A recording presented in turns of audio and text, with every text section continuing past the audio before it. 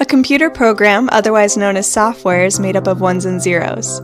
This is known as binary, and it is the only thing that the computer understands. So how do we get from an idea to the finished software? Writing the binary yourself would be slow, tedious, and take way too long. Instead, we'll use something called source code. Source code is the instructions to the computer that is meant to be human readable, with a little practice, that is. Source code can be written in one of many different programming languages. These are the main ones in use today.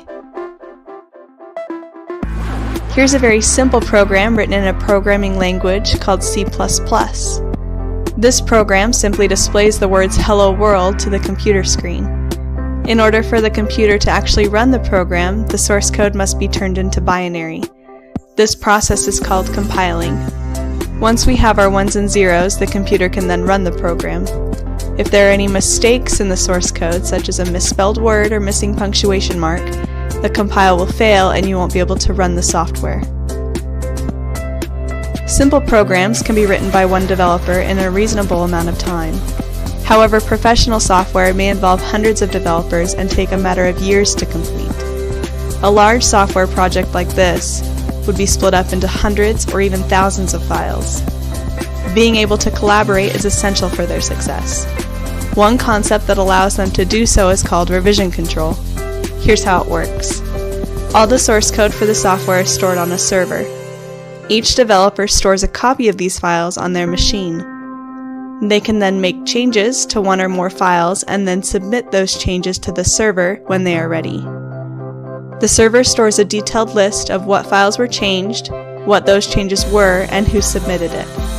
If at any time the program gets into a bad state, the developers can undo the changes until the program is working correctly again. Software developers try hard, but there are always a few problems with the code. We call these problems bugs. Even after a piece of software is released to the public, the software developers must continue to fix bugs and further improve the software. This is why software has updates or new versions that come out periodically. Software can be created in two different ways. The most common is proprietary. The software is owned by a person or company and sold to make money. The source code is not released to the public, only the finished product is. Anyone wanting to change the software will have a difficult time without the source code. The second approach is called open source. This usually means the program is free and that anyone can get access to the source code. You might be surprised to learn that many of the programs you already use are also open source. Many times the developers are volunteers who are passionate about the software they are creating.